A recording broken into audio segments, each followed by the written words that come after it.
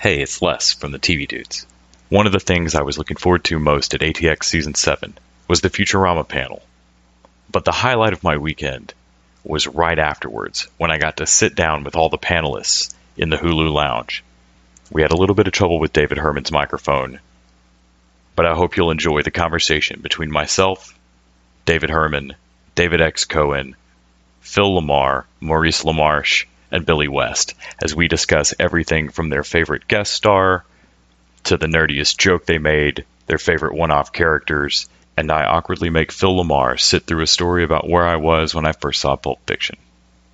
Hope you enjoy.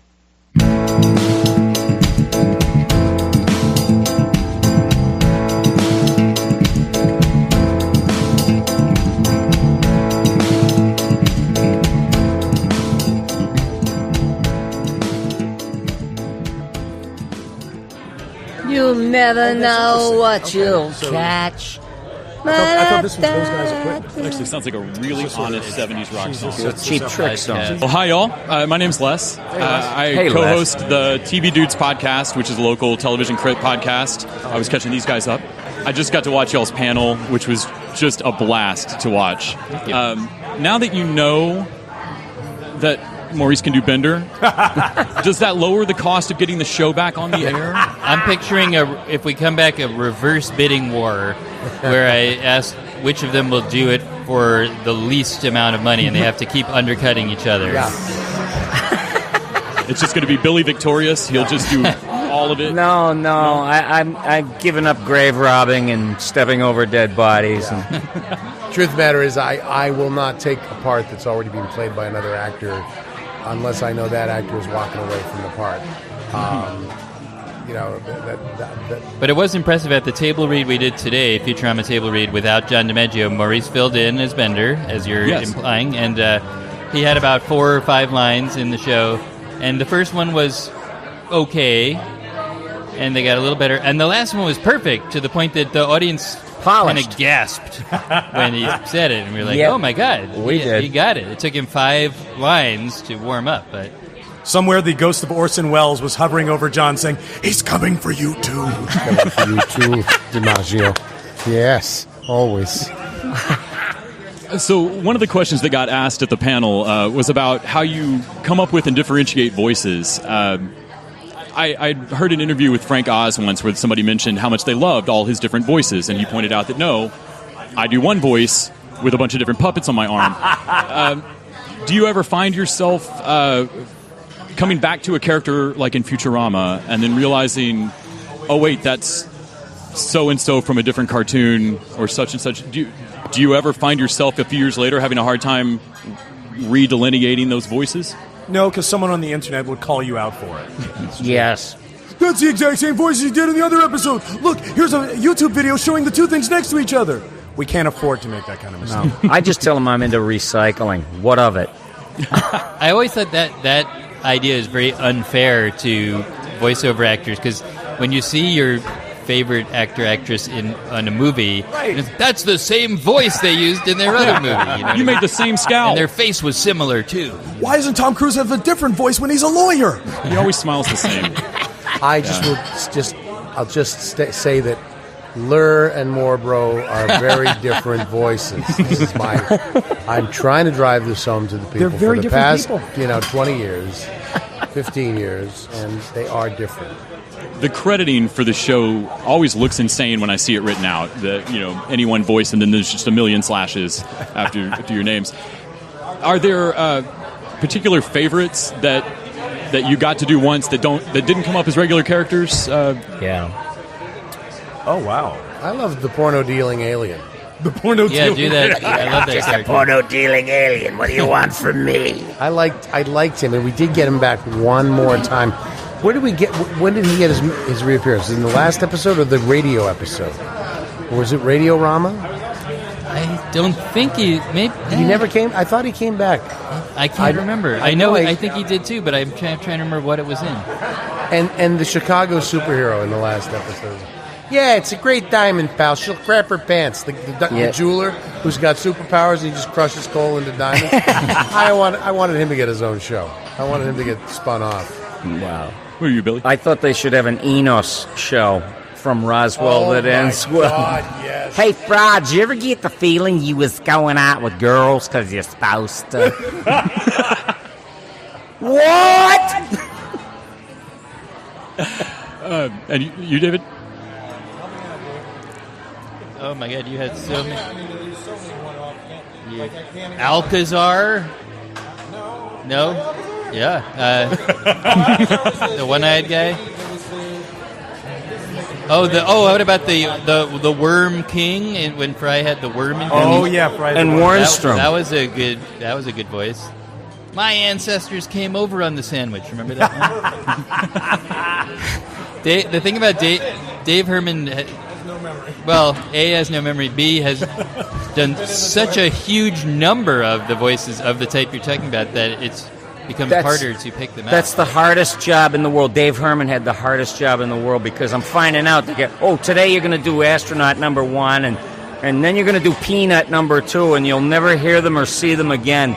So you want to hit a bullseye with this stuff, even if it's one line. And it's like, yeah, please.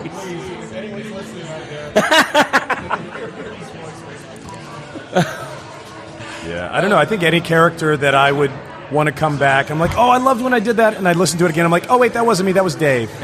I remember, Phil, you did this voice, one-off voice for. This is real obscure. Leela became a kid's.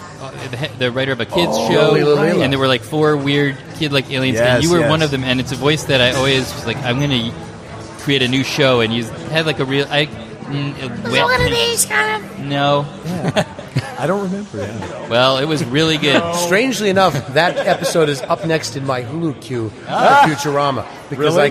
because for was the like panel a real- today, I boned up on the episode that we read, and Yoli Lilil is the next one on my Hulu queue. So It was a very wimpy, comically wimpy voice. Right. so we'll all go back to my room and watch it. We're all gonna watch it. on my iPad. So you guys are the ones binging Futurama then on Hulu. Hulu. Thank God for them, man.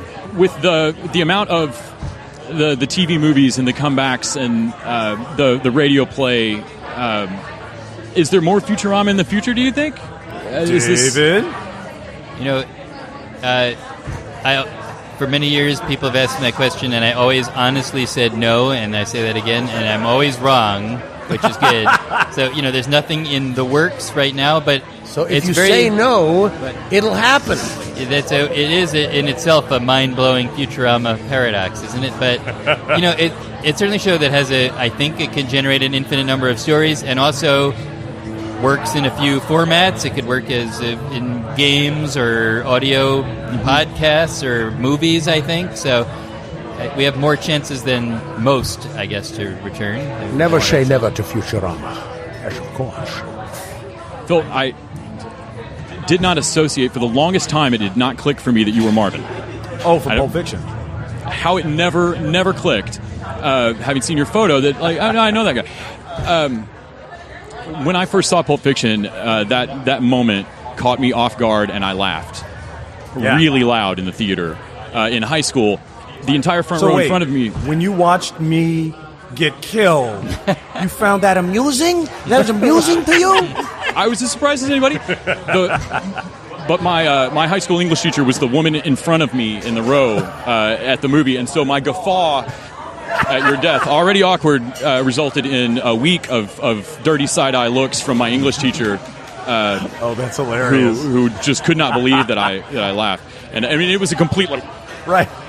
But yeah, that's some good comedy right there. All of you for making you sit through that anecdote, but I am never going to meet Phil again. So.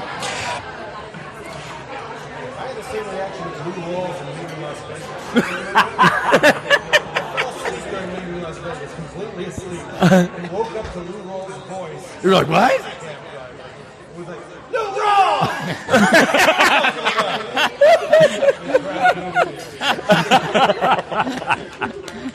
Oh, that's great. I think I got shown Leaving Las Vegas while day drinking in college, and we turned it off. That was a bad idea. It was your freshman a terrible counselor movie. was like, yes. Here, you need to see this. Having done so many voices in different shows, different parts. Did you feel like Futurama was going to get the love and the fan base that it did? Did you guys feel this in season 1? That it was going to become like this? The show from this guy who made The Simpsons. We thought the show would go on for 20 years on Fox in the 8:30 slot. Oh wait, none of that happened.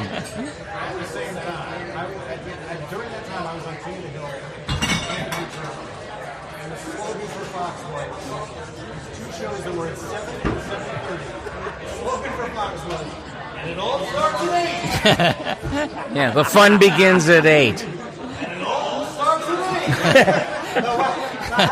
Wait, what about the shows where?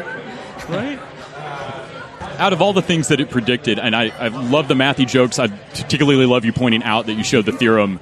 I remember that can we take the fox, can we take the chicken kind of brain puzzle.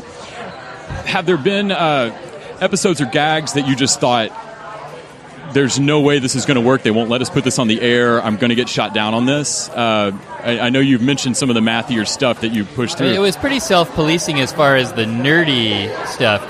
What the network mainly objects to is filthy stuff or cartoon nudity sometimes or stuff like that. So they pretty much left it to us to police the nerd level. So I would say nothing got left out for that reason. We did get some funny comments from the censor that they weren't telling us not to do it, but one I remember it was just boggled my mind was we had this one with this creature called the Slurm Queen, who is this giant worm-like creature who excretes this fluid that makes an addictive soft drink called Slurm in the future. So picture that.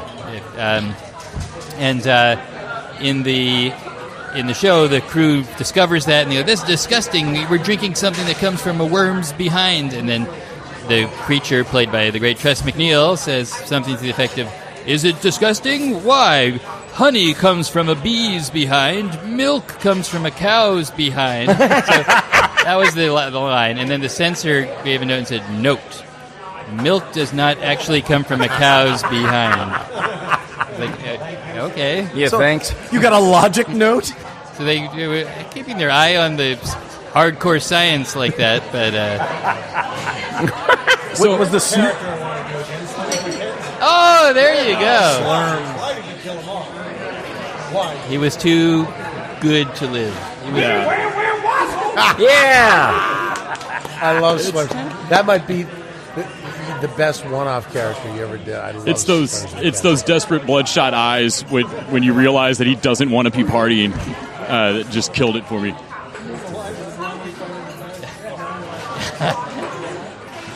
Of all the future stuff they got, Star Trek always gets called out for predicting new tech. And has there been anything that you guys saw in a script on Futurama that you look around in the 2000s and go, "Oh God, we have those"? A phone's being jammed into your eye. Oh wait, no, that's Elon Musk is building the tube right now. There's something, that's right. So that's right. I'm waiting for. Oh, I'm sorry. Go ahead. Go ahead, Billy. Oh, I was waiting for Ronco to make the thing longer. The Ronco thing longer. You know, let's bring him back. I'm amazed ThinkGeek doesn't sell a thing longer, frankly. We had Ron Popeil on the show. Yeah, right. I should have brought it up to him. Have you guys had a favorite guest actor that you've dragged into this chaos? guest actor. Perhaps William Shatner. My favorite guest actor that I encountered. He came in apparently to the show, and he has a rider in his contract, and it wasn't fulfilled. He walked in and looked at in the green room and went, where's the sushi? I have it in my contract that there's always sushi. So he ran out and got him sushi. He went in and recorded the episode, came out and had like 4 pieces of sushi. And there was this platter of sushi just left. That was it. He had the 4 best pieces, the 4 best pieces, and then everybody else feasted on old sushi. But where's the sushi? I'm going to bring up Stephen Hawking. Oh, a real thrill for me because yes. he was on 3 or 4 times ultimately, but the first time we offered it to him. We got the response back. He agreed to do it, and great. It was a kind of a new, novel territory though in terms of voice acting. So we're like, I guess he could just email us a file. So we were like, we said like, well, I guess you can just have him do the lines and email them to us. And he said, no, he wants to do it whatever the regular process is. So at the time he was visiting professor at Caltech. So we took portable microphones to his house and recorded him at his house, which was just unbelievably cool, and I got to talk to him briefly, so that was a big highlight for me. That's great. How about someone's got to talk about what's her name? B. Arthur. B. Arthur. Somebody's got a B. Arthur story. I was there. Oh, well... Did you deal with I don't know if I have such a story. John DiMaggio had a love scene with B. Arthur. He's got them, but no, she was just so... The pathos that just came out of her for the stuff that she did was like... And I keep bringing this up. Dave Herman was in Austin for a lot of the table reads, and they had a two-way talk-a-rama thing on the table. Yeah, speakerphone. And thank you. And whenever he went to do a line... It would just kill us, and it was like, I thought Beatrice Arthur, with a little that she would put in, was this big impact. Which is not easy. A lot of on-camera actors can't transition because it's a really different process. They're used to memorizing lines, internalizing it before they can actually perform it.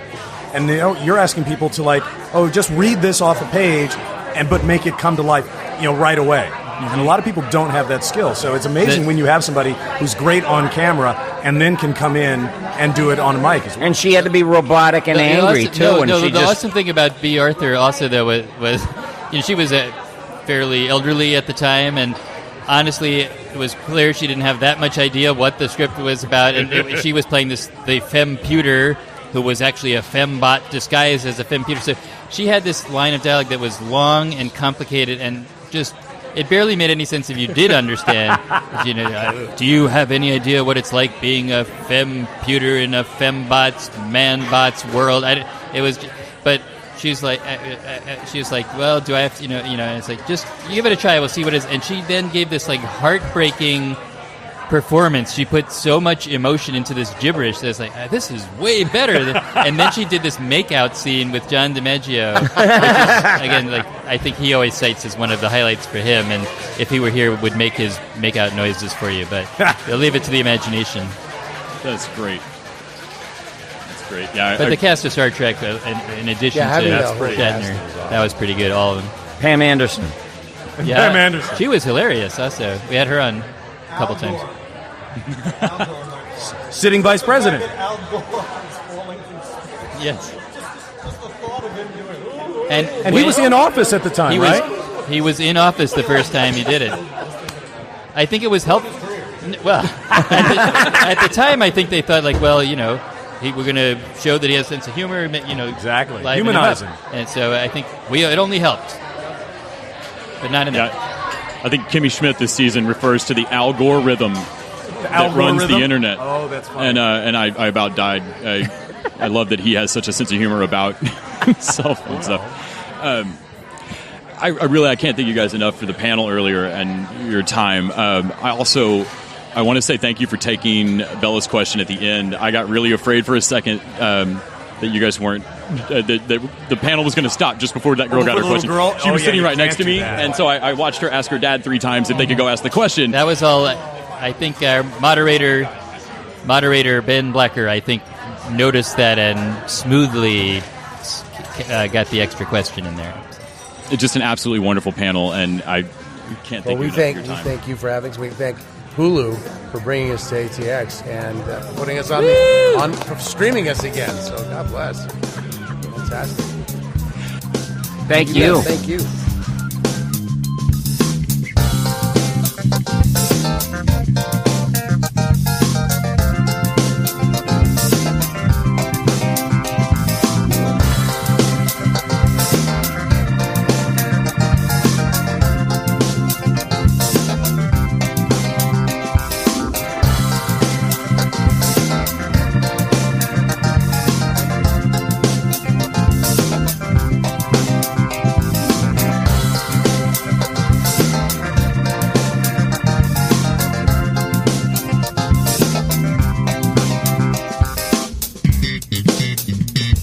The TV Dudes is an independently run podcast and a member of the Electric Sweater Podcast Network. We are exclusively listener-supported. If you'd like to help us out, go to patreon.com/TVDudes. You can like us on Facebook and Twitter at TV Dudes. All the music for our show is by our friend and original TV dude, Gregory J. Amani Smith. To find out more about us, go to thetvdudes.com and electricsweater.com. I'm Grant Davis. Thanks for listening.